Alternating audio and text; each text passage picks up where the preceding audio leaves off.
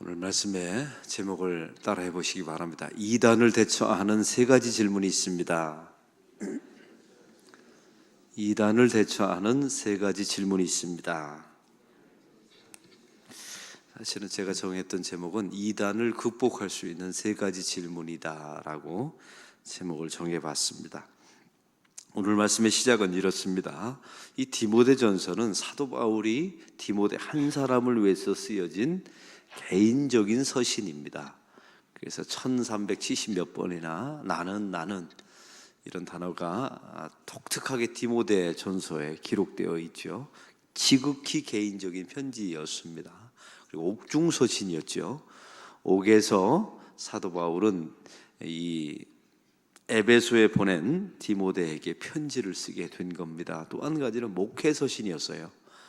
이것은 사도 바울이 이 에베소 교회에 디모데를 맡겨놓으면서 목회를 감당하도록 잘 감당할 수 있도록 격려하고 독려하고 교리적인 부분을 보완해주는 바로 그런 부분의 목회적인 서신이었습니다. 우리는 어제 말씀을 통해서 이런 개인적인 서신이 성경이 되었다는 이 신비에 대해서 말씀을 나누었습니다. 여기서 우리가 알아야 되는 메시지가 하나 있습니다. 교회를 거대한 사역, 큰 일, 또 앞에서 선두에 선 일, 이런 거 하는 게 하나님이 기뻐하시는 게 아니에요.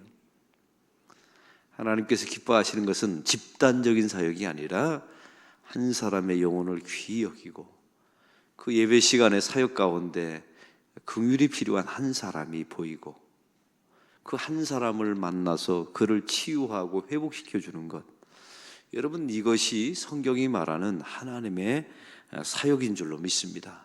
그러니까 한 개인을 위해서 쓰여진 편지가 그래서 성경책이 되는 거예요. 이 마음을 본받으라고 말이죠. 여러분, 이런 말씀이 오늘도 이제 지속되게 됩니다. 사도 바울이 디모데에게 에베소에 머물라라고 3절에 나와 있습니다. 왜냐하면 이 에베소 교회 안에 잘못된 교훈, 이단, 사이비 교리들의 공격이 있었기 때문에 그렇습니다. 그래서 이 디모데를 보내면서 또 이 편지를 보내면서 이런 이단들로부터 에베소 교회와 교리를 보호하기 위해서 바로 이 편지가 쓰게 된 것이죠. 잘못된 교훈을 가르치지 않도록 보호하라. 이게 오늘 본문의 짧은 본문의 이야기입니다. 그러면 이 에베소 교인들을 회파시키고 괴롭혔던 대표적인 잘못된 교훈과 이단적인 교리 두 가지가 있었습니다. 하나는 어제 말씀드렸어요. 영지주의였습니다. 이걸 그노시스주의라고 말하는데요. 이 이단은 이방인에게서 시작된 교리가 교회 안에 들어오게 된 겁니다. 참 기가 막히죠. 이방 사람들이 가지고 있었던 교리가 교회 안에 들어와서 영향을 미치게 된 거예요. 그게 4절의 말씀에 이렇게 나와 있습니다. 읽겠습니다. 신하와 끝없는 족보에 목도하지 말게 함이라. 여기서 나와 있는 신화가 영지주의를 의미합니다. 여러분, 헬라 철학을 종교화한 것이 신화입니다. 여러분, 그리스도의 신화 아시죠? 그게 이제 그들이 만들어낸 이야기예요. 자기 민족의 우수성, 자기의 민족의 정통성을 막 꾸며낸 이야기인데, 이게 이제 헬라 철학에서 나와 있는 그 꾸며진 이야기인데, 중요한 게 이게 종교가 되어버린 겁니다. 그리고 그런 종교화된 것이 기독교 안에, 교회 안에 들어오게 된 거예요. 이 헬라 철학의 영향을 받아서 이게 이야기로 만들어집니다. 그리스도 신화같이. 그리고 이게 종교화됩니다. 어마어마한 신전, 여러분 가보셨잖아요. 그리스의 파르테논 신전, 아테네 신전, 제우스 신전, 그 수많은 신전들이 그냥 세워진 게 아닙니다. 철학이 조작된 이야기로 만들어지고 이야기를 사실로 믿어서 그것이 종교화되고 신전이 만들어지게 된 거예요. 그러면 이 사람들이 이런 헬라 철학이 종교화되어서 교회 안에 들어왔을 때 어떤 영향을 미쳤는지 아십니까? 하나님의 아들이 십자가에서 죽으셨다는 사실을 부정하게 됐어요. 이유가 있습니다. 어떻게 거룩하신 하나님의 아들이 인간이 될 수 있느냐? 또 한 가지, 그 거룩하신 하나님의 아들이 어떻게 인간만이 죽을 수 있는 죽음을 죽을 수 있느냐? 이건 쇼다. 이건 환상이다, 환상일 뿐이다, 실체는 아니다 라고 말하면서 예수님의 성육신, 예수님의 십자가의 죽음을 부정했어요. 이 기독교의 가장 중요한 근간인 교리를 흔들어 버린 겁니다. 여러분, 여기서 우리에게 주는 메시지가 있습니다. 신화라는 것은 만들어진 이야기, 성경에는 없는 이야기, 이런 것들이 교회 안에 들어와서 교회를 움직이고 교회의 뿌리가 되었다는 거예요. 현대교회도 마찬가지입니다. 지금의 교회도 성경에 없는 이야기가 교회에 난무한 경우가 많아요. 세상 사람들이 지어낸 이야기, 이런 것들이 교회 안에 들어와서 교인들을 좀먹게 되죠. 이렇게 되면 문제가 발생해요. 성경이 말하는 그리스도의 성육신 십자가 사건이 훼손되어지거나 약화되어집니다. 그래서 교회 안에서 우리가 사역을 할 때나 일할 때 가장 조심해야 되는 게 있어요. 성경에 없는 이야기를 할 때는 정말로 조심하고 조심해야 돼요. 항상 바로 이런 부분이었습니다. 두 번째 이단은 율법주의였습니다. 이건 유대인들로부터 시작된 이단으로서 교회 안에 들어와서 유대주의자들. 여러분, 율법주의의 가장 큰 특징이 무엇입니까? 율법은 하나님의 선물입니다. 제가 말씀드렸죠? 우리는 은혜로, 하나님의 은혜로 구원받지만 율법이 없이는 구원받을 수가 없어요. 행위나 공로를 통해서 구원받는 게 아니에요. 율법의 기능이 있습니다. 그것은 진단해야 돼요. 너는 죄인이다. 이거는 우리에게 율법이 말해주는 거예요. 진단이 있고 은혜가, 하나님의 은혜가 우리를 치유하고 구원시키는 거죠. 그래서 우리의 구원은 은혜로 받는 거지만 율법이 없이는 구원받을 수가 없어요. 진단이 안 되는데 어떻게 치료가 됩니까? 그런데 중요한 게 율법에 두 가지 기능이 있다고 그랬죠. 율법을 지키면 우리가 죄인임을 알아요. 그리고 두 번째, 우리는 완벽하게 율법을 다 지킬 수 없다는 사실을 알게 되죠. 그래서 주의 십자가와 은혜를 의지하게 됩니다. 한 가지 더 있다면 율법을 지키면 하나님이 좋아져요, 우리가 좋아져요? 우리가 좋아져요. 우리 좋으라고 주신 거예요. 우리 의복에 해당된다고 말씀드렸죠. 신분이 바뀌었으니 신분에 걸맞는 옷으로 바꿔 입어라. 이런 하나님의 은총이었던 거예요. 근데 이게 율법주의로 바뀌면서 이게 이단이 되어버리는 겁니다. 어떻게 해요? 율법을 지켜야만 구원받는다, 이렇게 가르치는 겁니다. 그래서 오늘 성경의 4절은 이렇게 나와 있습니다. 끝없는 족보에 몰두하지 말고. 이 끝없는 족보가 율법주의였던 거예요. 하나님의 은총, 십자가의 대속의 은혜로 구원받는 것이 아니라 자기의 혈통으로, 자기의 족보에 따라. 그래서 이런 사람들은 맨날 읊는 게 자기 족보, 전통, 이런 거예요. 저는 우리 안락교회 부임해서 10년 동안 사실은 한 번도 안 가본 곳이 있습니다. 성지순례를 안 갔어요. 왜 안 갔는 줄 아세요, 여러분? 여러분, 저는 안락교회 오기 전에 성지순례를 3번이나 갔었습니다. 근데 왜 유독 안락교회 우리 부임해서, 우리 교회 부임해서 성지순례를 안 갔을까요? 선교하다 보니까 갈 틈이 없었어요. 여러분, 선교는 미래이고 성지순례는 과거입니다. 아시죠? 그래서 성지순례를 미뤄놨을 뿐이에요. 여러분, 우리가 과거 없는 현재는 없어요. 그래서 과거를 소중히, 일생에 한 번쯤은 성지순례 가보는 게 좋아요. 우리 예수님이 활동하셨던 곳이 어느 곳인가, 우리 예수님은 어느 곳에서 태어나셨고 어떤 환경 속에서 자라셨는가, 이 성경을 깊이 알려면 한번 현장에 가보는 게 중요해요. 근데 여기서 우리가 한 가지 조심해야 될 게 있어요. 과거를 팔아먹거나 전통을 가지고 자기 현재를, 예를 들면 끝없는 족보만 가지고 나는 이런 혈통이다, 나는 이런 신분을 가졌다, 이런 것으로만, 이 끊임없는 혈통을 가지고 주장하는 것은 은혜를 훼손시킵니다. 그래서 우리는 일생에 한 번만 성지순례 갔다 오고 미래지향적인 선교를 계속하셔야 돼요. 선교는 미래거든요. 주께서 오늘도 일하시고 미래에도 일하시는 사건의 현장이지 않습니까? 바로 그렇기 때문에 제가 바로 이런 부분을 조심하기 위해서 이런 사역을 하게 된 거예요. 그리고 오늘 말씀에 보면 이런 두 가지, 신화, 끝없는 족보, 이 두 가지를 이기려면 다음과 같은 세 가지 질문을 항상 하셔야 합니다. 이 세 가지 질문은 특징이 있는데요, 이단을 이기는 질문이기도 하지만 여러분의 교회 사역의 원리를 위한 질문이기도 해요. 이 세 가지 질문만 던지면 답이 나옵니다. 그리고 중요한 게 내가 잘 가고 있는지 잘못 가고 있는지가 분명하게 나타나요. 오늘 성경의 그 세 가지 질문을 먼저 보겠습니다. 4절의 말씀을 우리 다 같이 읽겠습니다. 신화와 끈없는 족보에 몰두하지 말게 하려 함이라. 이런 것은 믿음 안에 있는 하나님의 경륜을 이름보다 도리어 변론을 내는 것이라.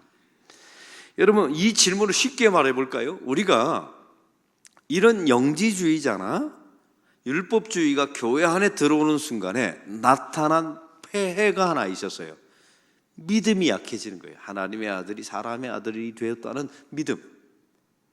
예수님이 십자가에서 처절하게 죽으셨다는 그 대속의 은혜에 대한 믿음이 훼손되어지고 약해져요. 교회도 마찬가지입니다.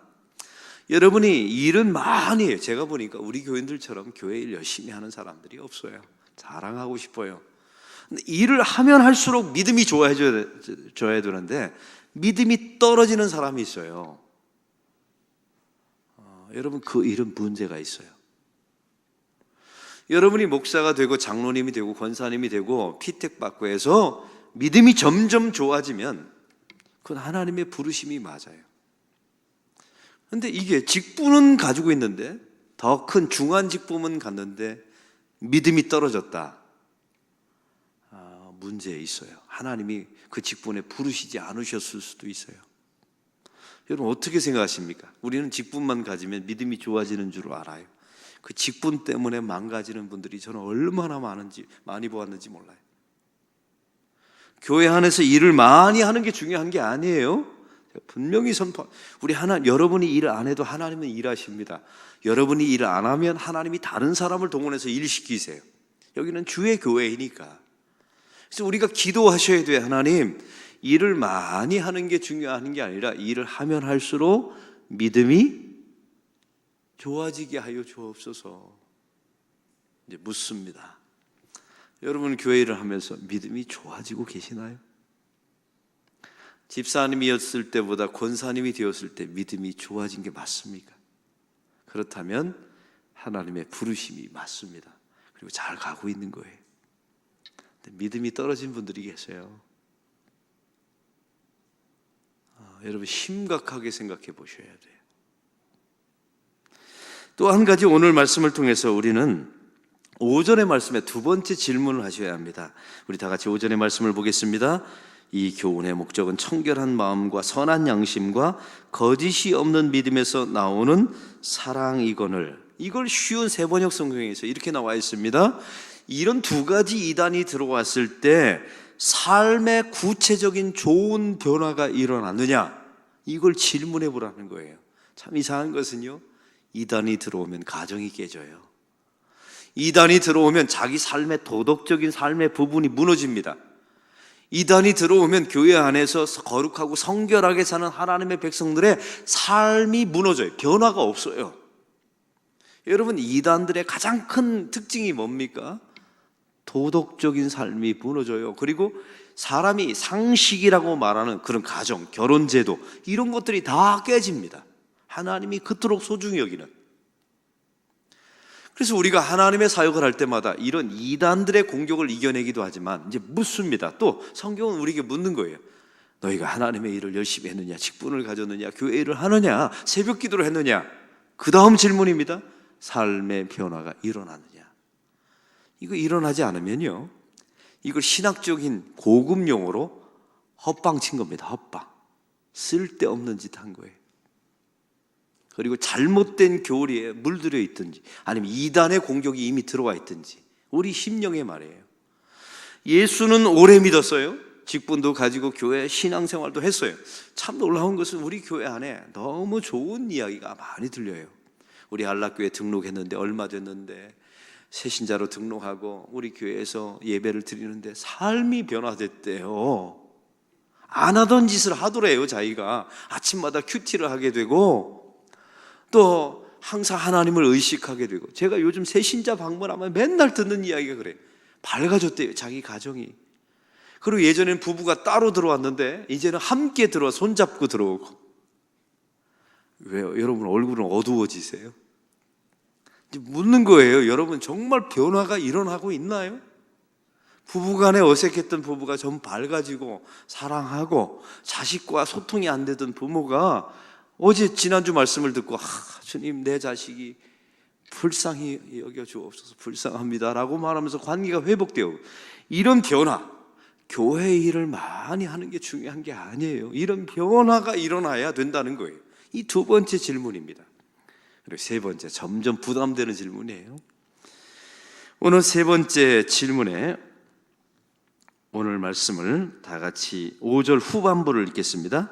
양심과 거짓이 없는 믿음에서 나오는 사랑이거늘. 여러분 이 말씀에 세번역 성경에 보면 이렇게 나와 있습니다. 이단들이 들어오면 없어지는 게 있대요. 이 율법주의와 영지주의자가 딱 들어오잖아요. 영향을 받아요. 그러면 교회 안에 뭐가 없어지냐면 사랑이 없어진다. 교회를 사랑하는 마음, 성도를 사랑하는 마음 이런 것들은 없어지고요. 독선만 있는 거예요. 내 교리가 옳다, 나만 옳다. 그리고 모든 사람을 정죄하고 사랑이 사라져요. 그래서 가정이 깨지고 자식과의 관계가 무뎌지고 뭐 이런 관계들이 계속 엉망이 되는 거예요. 이제 또 여러분에게 묻습니다. 이런 영지주의와 율법주의가 들어와서 교회의 사랑이 식어지는 것도 문제이지만 여러분 예수 믿은 지 오래되셨잖아요. 사랑에 대해서 점점 더 불타오르고 가슴이 뜨거워지고 손과 발이 사랑을 위해서 움직여져서 돌문도 옮겨놓고 묶여진 사람을 풀어놓아 다니게 하고 이런 일들이 일어납니까? 아니면 사랑이 식어진 겁니까? 성경은 이걸 묻는 겁니다. 우리에게. 사랑하는 성도 여러분, 오늘 하루를 시작하면서 오늘 이 말씀은 오늘 하루용 일용할 양식인데 이제 여러분에게 세 가지 질문하고 끝내겠습니다. 여러분 일을 하면 할수록 예수를 오래 믿으면 믿을수록 안 믿어졌던 것들이 믿어지고 믿음이 좋아지나요? 잘 가고 있는 겁니다. 또 여러분은 삶의 변화가 조금씩 저는 완벽하게 일어나는 걸 말하는 게 아니에요. 예전보다 지금이 좀 좋아졌나요? 여러분은 사랑이 점점 깊어지나요? 불쌍히 긍휼히 여기는 마음 이것이 없다면 여러분이 아무리 목사 역할을 해도 그건 헛짓한 겁니다. 성경은 여러분의 그런 사역에 대해서 아무런 관심이 없어요. 그건 헛짓한 거다. 여러분의 가정 속에 이런 헛방을 친 일들이 없기를 소망합니다. 하루가 지나면 하루의 사랑이 믿음이 우리 삶의 변화가 조금 더 깊어지고 조금 더 나아가고 그래서 주님을 좀 더 닮아가고 목사다워지고 장로다워지고 좀 더 권사다워지고 교사다워지고 그리스도인다워지고 삶의 변화가 일어나고 또 강팍했던 마음들이 좀 누그러지고 사가져서 좀 소프트해지고 관용하게 되고 품어지게 되는 이런 역사가 일어나게 된다면 이제 묻습니다. 여러분의 가정 안에 이런 이단 사실 나는 영지주의자다 이렇게 들어오지 않아요. 믿음을 식어지게 만드는 이런 이단 자기 행위를 강조하는 내가 네 애비다 내가 너를 어떻게 키웠는데 이런 율법 그게 율법주의에서 나오는 모든 말들이거든요. 내가 이 가정을 위해서 얼마나 쎄 빠지게 고생했는데 사실 그게 하나님 앞에서 나와서 말하는 율법주의자들의 말이에요. 하나님 제가 주님을 위해서 쎄 빠지게 얼마나 일했는데 나 같은 사람들이 교회 안에서 왜 나의 권리 천국에서 나의 권리를 누리지 못하는 겁니까? 이게 율법주의자들이 했던 말이에요. 그런 자들은 천국에 없답니다. 천국에는 다 누가 있습니까? 하나님 저는 일은 한 건 맞지만 제가 이 천국에 있는 것은 하나님의 은혜로 와 있는 것입니다. 이 어찌 큰 은혜를 내가 감당하리요. 이렇게 말하는 사람만 천국에 있답니다. 이 세 가지 질문을 통해서 우리 교회가 정말 좀 좋아지는 교회 여러분의 삶이 좀 바뀌어지고 가정이 좋아지는 교회가 반드시 될 줄로 믿습니다. 이런 축복이 우리 교회 여러분의 가정 속에 여러분의 삶 속에 임하기를 소망합니다. 오늘 말씀의 느낌과 깨달은 점을 적어보시고 해야 될 것 한 가지와 하지 말아야 될 것 한 가지를 적어보시고 이 말씀대로 사는 하루가 되게 달라고 기도하는 시간 갖겠습니다.